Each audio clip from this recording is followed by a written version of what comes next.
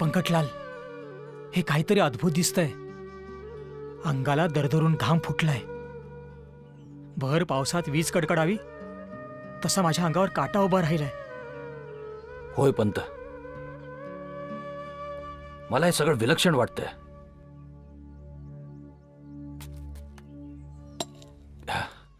घ्या, आपल्यासाठी जेवण आणलंय. पोटभर खा. जेवण आणलंय. छान छान. प्रेमाची भाजी, मायेचा भात आणि सुखाची पोळी. वेगळं करून कसं चालेल?